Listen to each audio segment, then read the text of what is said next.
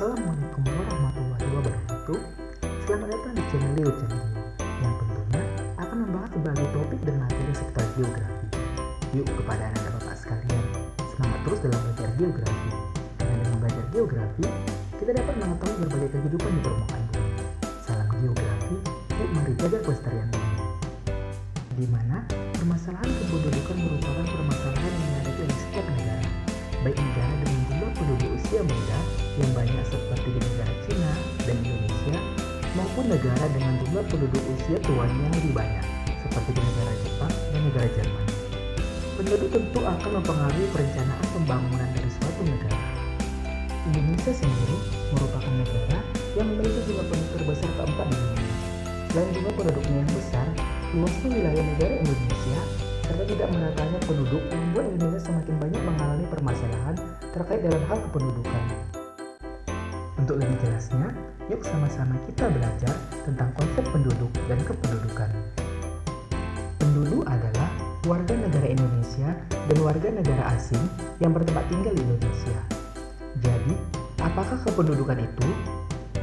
Kependudukan adalah hal yang berkaitan dengan jumlah, struktur, umur, jenis kelamin, agama, kelahiran, perkawinan, kehamilan, kematian, persebaran, mobilitas, dan kualitas serta ketahanannya yang menyangkut politik, ekonomi, sosial, dan budaya penduduk. Adapun yang dimaksud dengan dinamika penduduk ialah suatu perubahan dari keadaan suatu penduduk di suatu wilayah. Nah, kepada anak bapak, belajar tentang kependudukan sangat erat kaitannya dengan demografi. Kata demografi berasal dari bahasa Yunani yang terdiri dari dua kata, yaitu demos dan graphian. Demos artinya rakyat atau penduduk, sedangkan graphian artinya menulis. Jadi, secara bahasa, demografi diartikan sebagai tulisan-tulisan atau karangan-karangan mengenai rakyat atau penduduk. Nah, untuk lebih jelasnya lagi, demografi diartikan sebagai ilmu yang mempelajari persoalan dan keadaan perubahan-perubahan penduduk, atau dengan perkataan lain, segala hal yang berhubungan dengan komponen-komponen perubahan tersebut, seperti kelahiran, kematian, migrasi, sehingga menghasilkan suatu keadaan dan komposisi penduduk menurut umur dan jenis kelamin tertentu. Struktur penduduk selalu berubah-ubah. Perubahan tersebut disebabkan karena proses demografi, yaitu kelahiran atau fertilitas, kematian atau mortalitas, dan migrasi penduduk.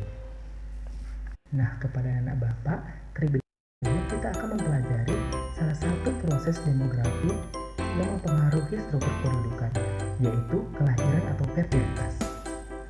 Kelahiran atau fertilitas sebagai istilah demografi diartikan sebagai hasil reproduksi yang nyata dari seorang wanita atau sekelompok wanita.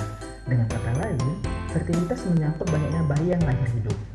Menurut Perserikatan Bangsa-Bangsa atau disingkat dengan PBB dan Organisasi Kesehatan Dunia atau WHO, terdapat 3 konsep mengenai kelahiran. Pertama, lahir hidup. Lahir hidup adalah kelahiran seorang bayi tanpa memperhitungkan lamanya di dalam kandungan, di mana si bayi menunjukkan tanda-tanda kehidupan saat ia dilahirkan.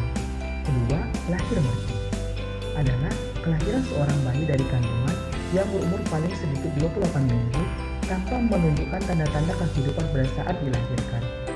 Konsep yang ketiga yaitu aborsi. Aborsi adalah peristiwa kematian bayi dalam kandungan dengan umur kurang dari 28 minggu, baik secara sengaja maupun tidak disengaja. Menurut Ida Bagus Mantra tahun 2003, kelahiran atau fertilitas dapat dipengaruhi oleh beberapa faktor. Faktor tersebut dibagi menjadi 2 bagian, yaitu faktor demografi dan faktor non-demografi. Faktor demografi seperti struktur umur, status perkawinan, usia kawin pertama, dan proporsi penduduk yang kawin. Sedangkan faktor non-demografi seperti keadaan ekonomi penduduk, tingkat pendidikan, perbaikan status wanita, urbanisasi, serta industrialisasi. Proses demografi yang kedua yang mempengaruhi struktur kependudukan adalah kematian atau mortalitas. Kematian atau mortalitas adalah keadaan hilangnya semua tanda-tanda kehidupan secara permanen yang dapat terjadi setiap saat setelah kelahiran hidup.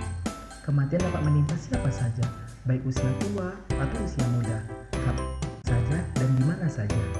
Kasus kematian terutama dalam jumlah banyak berkaitan dengan masalah sosial, ekonomi, adat istiadat maupun masalah kesehatan lingkungan. Faktor penyebab kematian tentunya berbeda-beda. Pada umumnya, kematian dewasa disebabkan karena penyakit menular, kecelakaan, atau gaya hidup yang berisiko terhadap kematian. Kematian bayi dan balita umumnya disebabkan oleh penyakit sistem pernapasan bagian atas atau ISPA dan diare yang merupakan penyakit karena infeksi kuman. Faktor gizi buruk juga menyebabkan anak-anak rentan terhadap penyakit menular, sehingga mudah terinfeksi dan menyebabkan tingginya kematian bayi dan balita di suatu daerah. Di samping itu, juga terdapat faktor sosial ekonomi seperti pengetahuan tentang kesehatan yang kurang, gizi buruk, serta kesehatan lingkungan. Data kematian sangat diperlukan antara lain untuk mengevaluasi kinerja pemerintah dalam hal meningkatkan kesejahteraan penduduk pada umumnya dan meningkatkan derajat kesehatan pada khususnya. Angka harapan hidup yang rendah di suatu daerah harus diikuti dengan program pembangunan kesehatan dan program sosial yang lainnya termasuk kesehatan lingkungan, kecukupan gizi dan kalori, termasuk pemberantasan kemiskinan.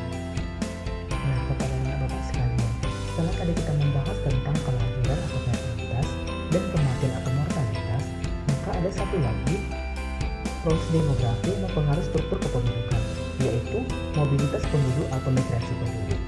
Di mana mobilitas penduduk ini adalah gerak atau perpindahan penduduk dari suatu wilayah geografis ke wilayah lain dalam jangka waktu tertentu.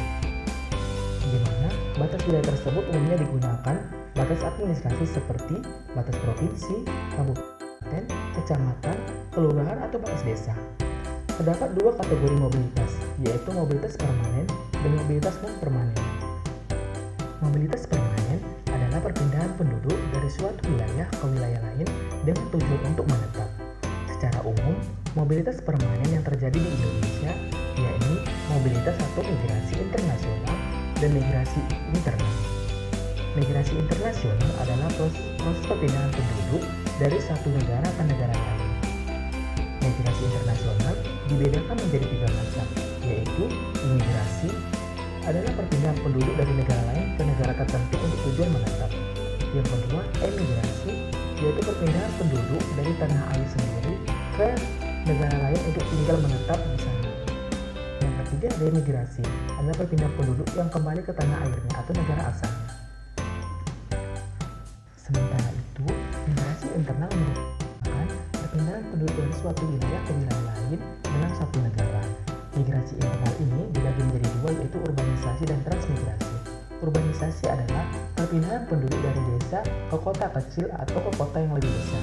Sedangkan transmigrasi adalah perpindahan penduduk dari suatu pulau yang umumnya padat penduduknya ke pulau yang umumnya sedikit penduduknya atau jarang penduduknya.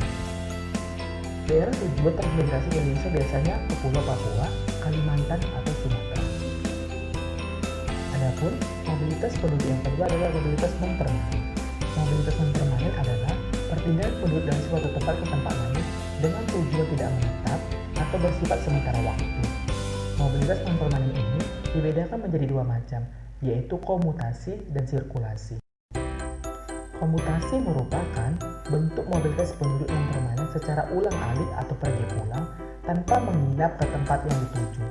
Orang yang melakukan proses komutasi ini dinamakan komuter atau pengelancong.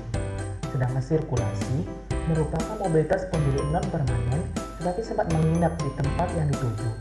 Itu disebut juga mobilitas penduduk non-permanen musiman. Orang yang melakukan sirkulasi disebut sirkuler. Waktu yang dibutuhkan untuk sirkulasi berbeda-beda. Ada yang hanya beberapa hari, ada juga yang memakan waktu cukup lama. Nah, kepada anak-anak, kita mempelajari atau membahas tentang tiga proses demografi yang mempengaruhi struktur kependudukan. Maka selanjutnya kita akan membahas tentang komposisi penduduk. Komposisi penduduk ini merupakan sebuah statistik kependudukan yang membagi dan membahas masalah kependudukan dari segi umur dan jenis kelamin. Komposisi menurut umur dan jenis kelamin ini sangat penting bagi pemerintah untuk menentukan kebijakan kependudukan untuk tahun ke depannya. Yang pertama, komposisi penduduk menurut umur. Komposisi penduduk menurut umur dikelompokkan berdasarkan rentang usia tertentu. Pengelompokan ini biasanya ditunjukkan untuk menentukan jumlah penduduk dalam usia produktif dan usia non-produktif. Komposisi ini tentunya mempengaruhi struktur penduduk di suatu wilayah. Secara umum, struktur penduduk ini dibedakan menjadi tiga, yaitu struktur penduduk muda, di mana usia 14 tahun ke bawah. struktur penduduk dewasa usia 15 sampai 64 tahun. Dan yang ketiga, struktur penduduk tua, di mana usia lebih dari 65 tahun. Yang kedua, komposisi penduduk menurut jenis kelamin. Komposisi penduduk menurut jenis kelamin digunakan untuk menentukan rasio jenis kelamin dan perbandingan jumlah penduduk laki-laki dengan jumlah penduduk perempuan, di mana perhitungan rasio jenis kelamin dapat dilakukan dengan rumus sebagai berikut. SR atau rasio jenis kelamin sama dengan PL atau jumlah penduduk berjenis kelamin laki-laki per PW atau jumlah penduduk berjenis kelamin perempuan dikali konstanta bernilai 100. Sehingga jika kita memperhatikan contoh di bawah ini, maka kita sama-sama akan dapat mengetahui perbandingan jenis kelamin atau rasio dengan menggunakan rumus sebelah anak. Di mana contoh soal adalah pada kelas 11 ada Malik, terdapat siswa laki-laki sebanyak 15 orang dan siswa perempuan sebanyak 50 orang. Maka carilah perbandingan jenis kelamin atau rasio pada kelas 11 ada Malik tersebut. Nah, bersama-sama kita masukkan rumus yang telah ada, di mana untuk mencari ratio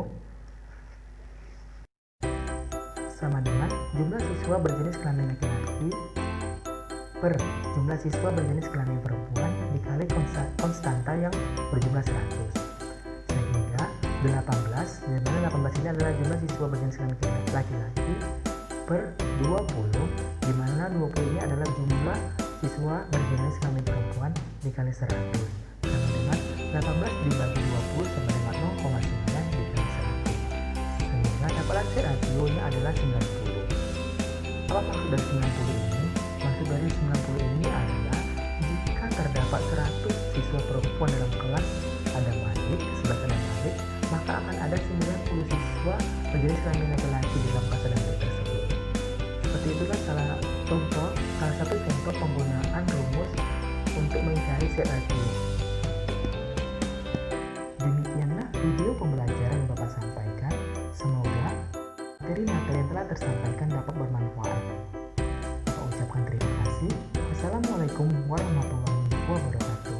Salam geografi. Yuk mari jaga kelas.